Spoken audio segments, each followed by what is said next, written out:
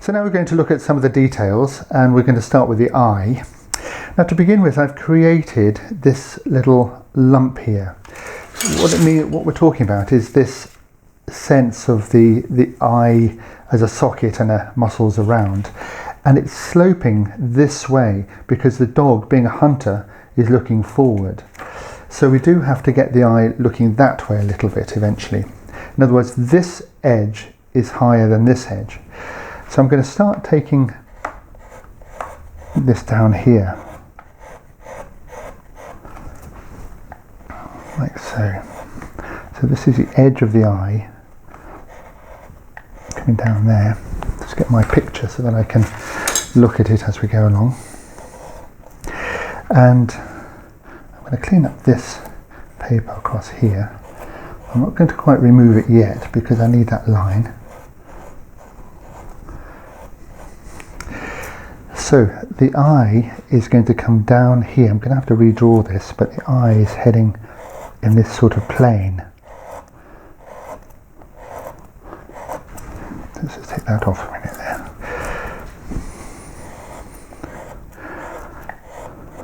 I'm going to lose my drawing, obviously. I can see the top of the eyelid here, the eyebrow rather, is coming round. That's high, and then it's coming down into there. More of that off. So what I've got to do now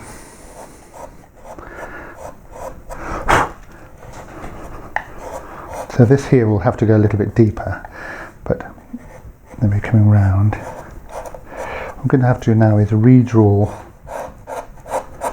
this eye. So let me just do that.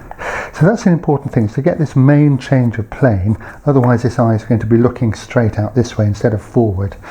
So let's come down here, and I'm going to have to put in some of this here a little bit more and redraw this eye. So let me just do that. Well, I've done a bit more than just redraw the eye. I've done a bit more of this shaping.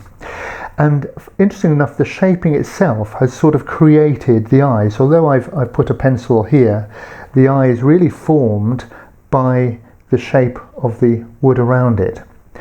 So what I've tried to do, and it's been difficult to film this because I'm sort of picking away and trying to feel it more than anything, is the sense of a ball here, and that the eye is pointing forward. So the deepest part of the eye is here. And it can't be too deep. Obviously it'll go through to, it can't be so deep that it doesn't make any sense, but it will be the deepest part. Then the eye itself is tilted this way and forward because it's a ball. So the whole ball is pointing forward.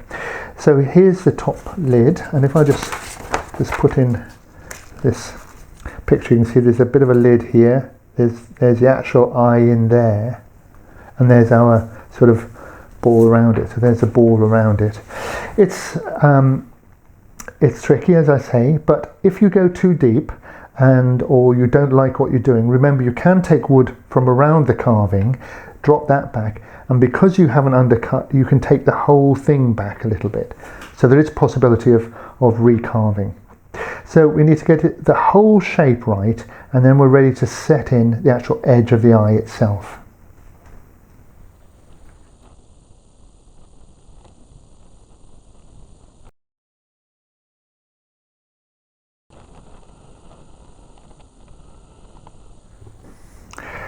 I'm going to pick a gouge that fits my line, which is the edge of the eyeball, and just run that around to set in the top here.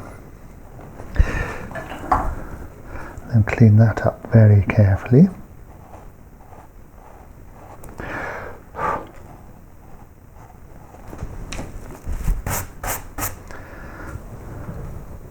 And then this line up around here,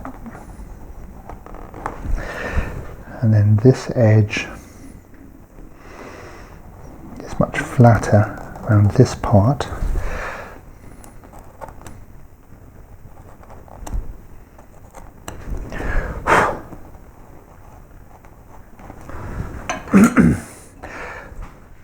so I'm finding the right shape tool, and not necessarily just one. And then this eye coming around to here.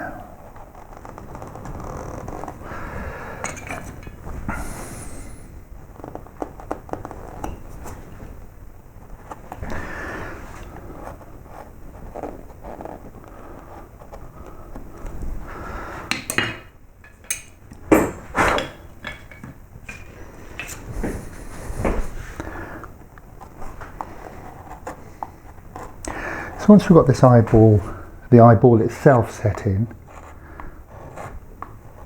we can actually give the eye an iris and a pupil, and that really will bring the dog to life. So and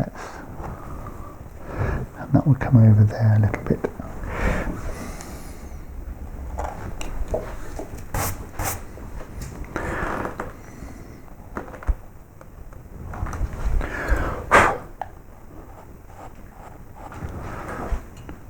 I'm going to put in an outline of an iris here, more to the front, and then I'm going to make a little, what I call a Michelangelo eye, which is a little thing at the top here that will reflect a bit of light.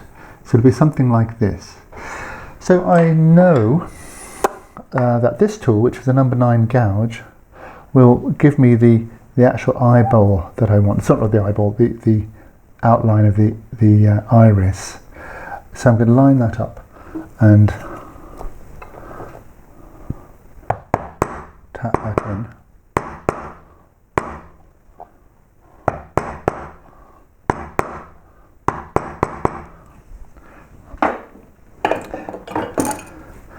I want to take a little bit of wood around here. That creates a sort of shadow.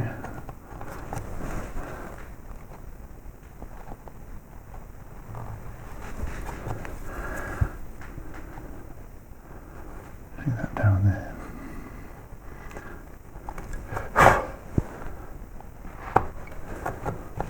There's my brush. I like to use my brush so I don't put my fingers over it too much. Okay, so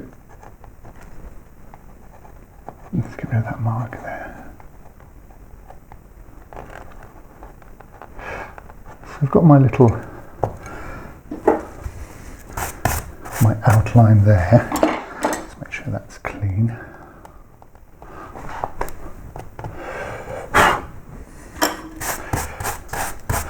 And then for the middle bit,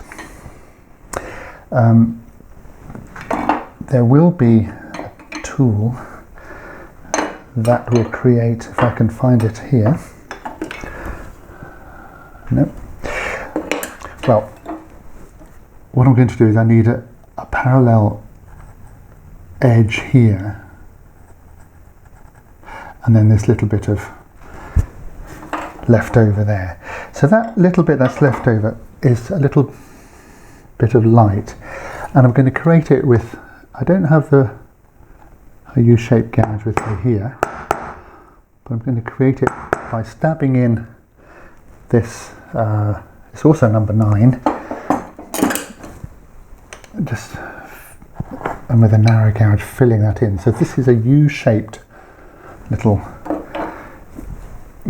depression, and I'm going to find, always never find the tool when you need it, so I'm going to cut around here and create this quite deep shadow here. Now what I mustn't do at this point is to lever to pull back like this, because that will pop that out.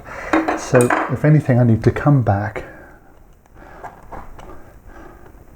and step that in a little bit more.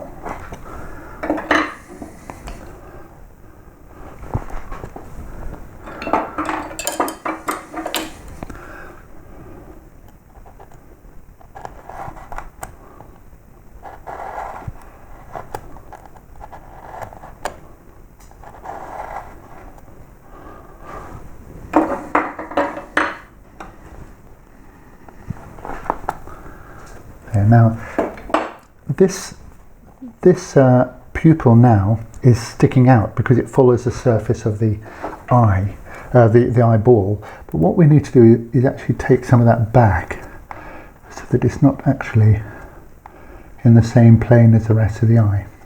So that's what it is. We can make this bit deeper, in which case you might need a bent tool to get in here like this, like so, nice and clean, and then that'll create an effect of a little glint of light.